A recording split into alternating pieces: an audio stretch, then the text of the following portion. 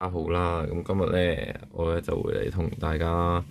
介紹一下孟子嘅四端之心啦，以及我我個人對呢個課題嘅延伸就係孟子呢個四端之心，古代智慧咧點樣喺現代實踐嘅。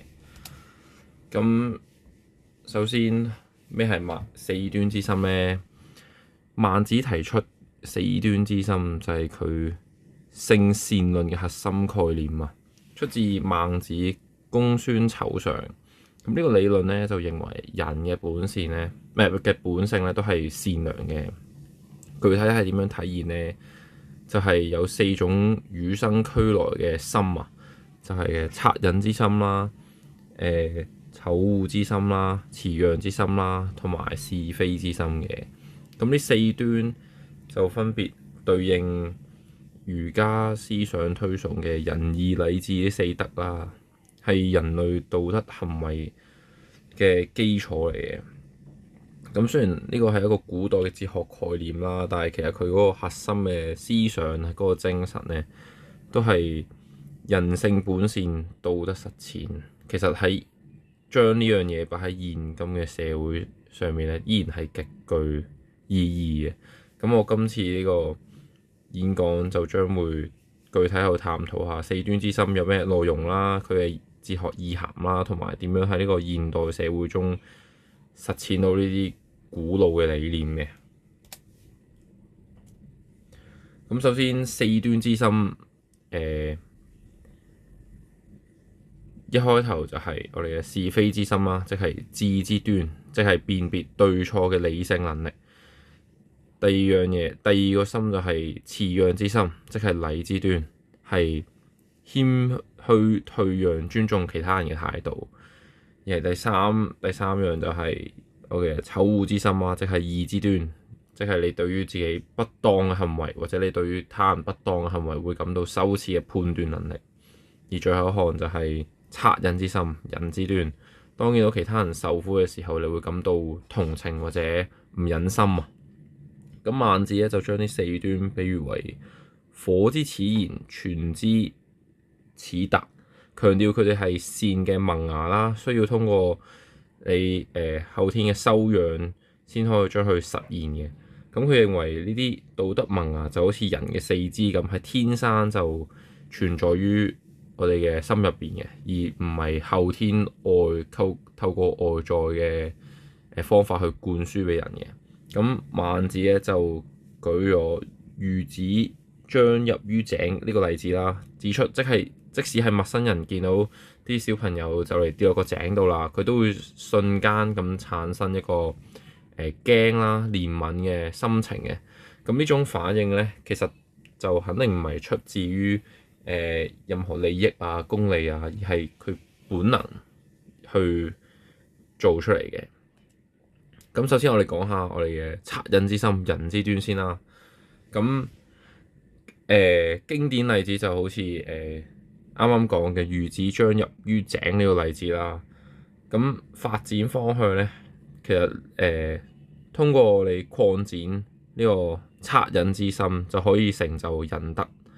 即係可以將人變成一個可以能夠推己及人啦、關懷他人嘅人啦。惻隱之心咧就係四端之首，代表人類與生俱來嘅同情心啦，同埋憐憫。當我哋見到其他人喺痛苦同埋危險嗰陣，都會自然而然咁產生不忍同埋同情嘅情感。呢個就係人性最基本嘅善良表現。咁孟子又認為呢種情感咧，其實就唔係出於任何利益啦，即係可能獲得任何回報咁啦，而係人性本善嘅直接體驗。咁通過培養同埋擴展呢種惻隱之心咧，人可以發展出完整嘅仁德，實現對其他人嘅關懷同埋愛護嘅。咁第二樣就係醜惡之心啦，厭惡之心，即係義之端啊。厭惡之心即係好似啱啱講嘅咁，就係對於不當行為會有厭惡啦。咁呢種心理反應咧，可以令人區分出有啲咩係應該做，有啲咩係唔應該做。例如去拒絕一啲不義之財啦，去抵制一啲不道德嘅行為啦。咁孟子認為人會為自己嘅錯誤感到羞恥，正正係因為內心有一種道德判斷嘅能力，呢個就係義嘅萌芽。咁喺現代社會入邊咧，呢個醜惡之心可以表現為喺職場入邊拒絕做假帳啊，或者去抵制同事霸凌啊，或者係面對利益誘惑嘅時候咧，可以堅守到自己嘅底線啦，同埋對社會嘅不公現象去勇於發聲嘅。咁培養醜惡之心咧，需要我哋明確我哋個人嘅原則啦，並喺日常生活中堅持呢啲原則嘅。醜惡之心係人類道德自律嘅基礎啦，佢可以令我哋喺內心入邊區分到善同惡，並基於呢個反應並基於呢樣嘢去產生呢個情感上嘅反應啦。咁孟子又強調呢種道德判斷力咧，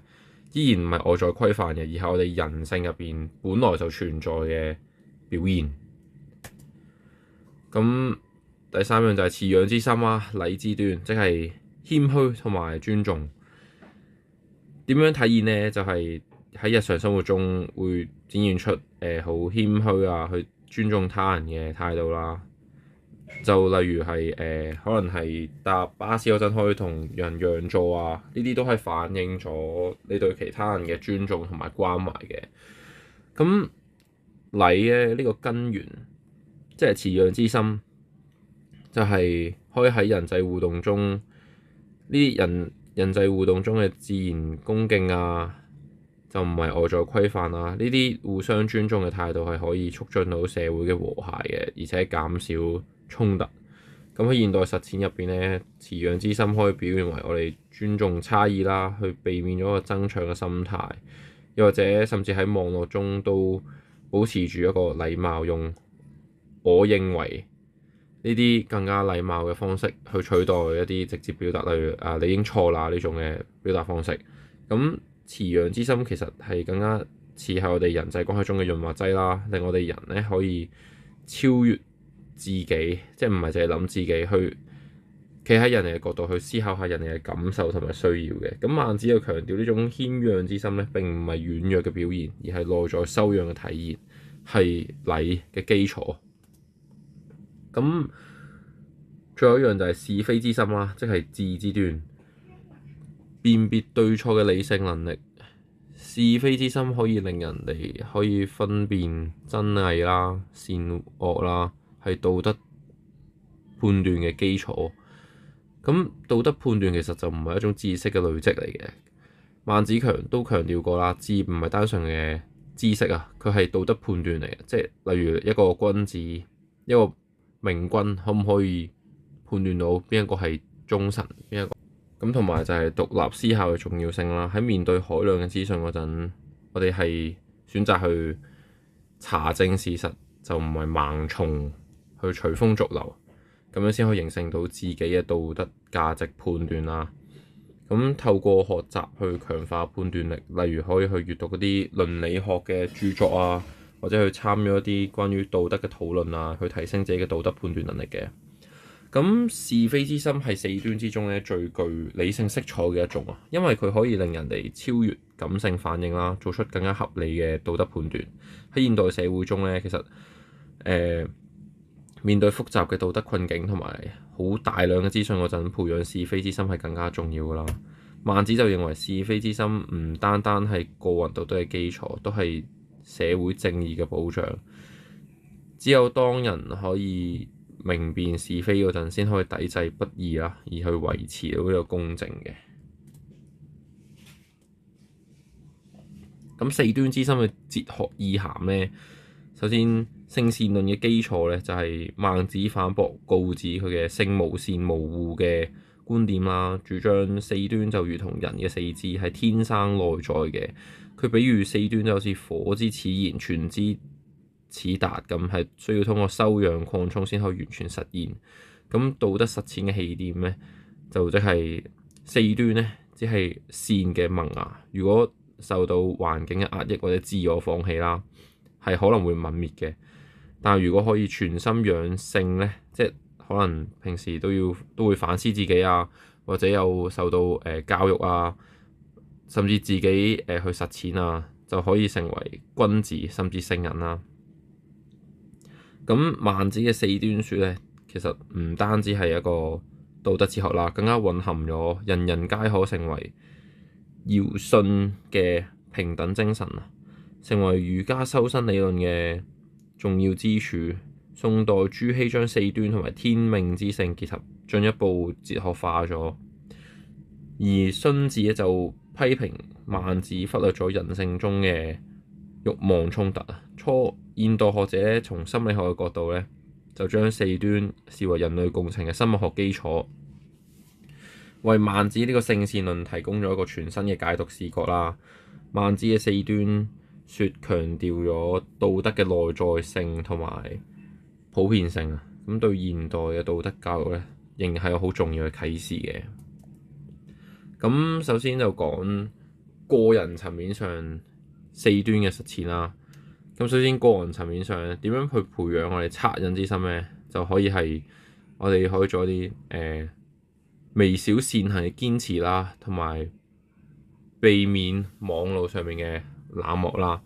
即係例如可能係啱啱講過嘅職場上面堅守道德底線啊，或者係可能日行一善啊，咁樣都係可以有效咁培養到我哋嘅惻隱之心嘅。咁第二樣嘢就係強化我哋嘅醜惡之心啊，即係我哋道德底線嘅釐清啊，同埋要去批判利己主義，同埋都係要反思自己啦。咁跟住落嚟就係我鍛鍊我哋嘅是非之心啊，即係可能係平時我哋日常都要獨立思考啊，去釐清我哋自己嘅價值觀啊，同埋去學習倫理嘅。咁最後一樣就係實踐我哋辭讓之心啦，即係尊重差異，避免去爭啊、去搶啊，同埋要去就算喺網絡上面都要保持我哋嘅禮儀啦。尊重差異就可能係日常交通可以係見到有啲有需要嘅人士嗰陣，可以主動讓座俾佢哋啊，或者睇下佢哋有冇咩幫助係需要幫助，可以睇下有冇幫到佢哋咁樣啦。咁孟子又強調擴充，即使係微小嘅善行都可以累積成為大善啦。當我哋感到無力嗰陣咧，記住漣漪效應理論，即係微小嘅行動都可以引發更大嘅改變。四端之心已經唔係已經完成嘅美德，而係待開發嘅潛能，係需要我哋持續努力去擴展成為我哋嘅四德嘅。咁喺社會層面上咧，點樣去實行仁咧？咁例如係可以推動我哋嘅企業社會責任啦，鼓勵公司去提供帶薪自工假期啦，或者係設計一啲機制去照顧到一啲社會上嘅弱勢社群，例如係社區互助啊，去照顧啲獨居老人咁樣啦。咁點樣實踐義咧？可以係支持吹哨者保護法啦，去令一啲即係去支持大家，去鼓勵大家去勇敢揭發一啲不義者嘅行為，例如可能係啲黑心公司啊，或者係血汗工廠咁樣。咁呢啲行為都可以促進到呢個社會嘅公平啦。咁點樣喺呢個社會實踐義咧？禮咧就係提倡我哋可以係提倡輕聲文化，即係例如係喺公共交通工具入邊要降低聲量啊，唔好開到個電話咁大聲去騷擾到人啊，或者係喺城市嘅設計入邊都可以融入一啲例如係行人路更加闊嘅行人路啊，或者設置甚至係已經現存嘅例子就係公共交通工具上面嘅優先座啊、關愛座咁樣啦。咁點樣實踐智咧？就係去推廣一啲媒體嘅素養教育，去教人點樣辨識假新聞同埋牽動性言論啦。咁公共策略嘅討論引入倫理委員會去平衡咗個效益同埋道德嘅。咁就好似啱啱講過啦，我哋人人皆可成為堯舜呢個平等精神咧，呢個理念可以喺現代社會中轉化成為對社會正義嘅追求。通過集體努力，我哋可以創造一個更加具備仁義禮智特質嘅社會環境，令到每個人嘅四端之心都可以得到充分嘅發展啦。咁最後一個層面就係教育層面啦，即係點樣令去培養、去教育我哋年輕幼苗去發展呢個四端之心啦。就好似係兒童嘅早期教育，即係透過故事啊，甚至係一啲互動小遊戲啊，去培養佢哋嘅道德能力、感知能力啦。咁再者就係可以喺學校道德教育上面融入，即係將呢啲四端之心、四德融入去課程同埋我哋校園文化。咁再延伸就係社會嘅成人教育啦，例如係企業培訓同埋社區讀書會，呢啲都係可以一啲活動係可以融入四德，去令人哋可以擴充到自己嘅四端之心嘅。咁孟子嘅四端之心就提醒咗我哋啦，道德教育其實唔單止係一個灌輸嘅規範啦，其實係喚醒人嘅內在道德潛能啦，去引導佢自然咁發展嘅。好，咁今日嘅四端之心嘅討論，對於現代點樣喺現代社會實踐嘅討論呢，就告一段落啦。多謝大家。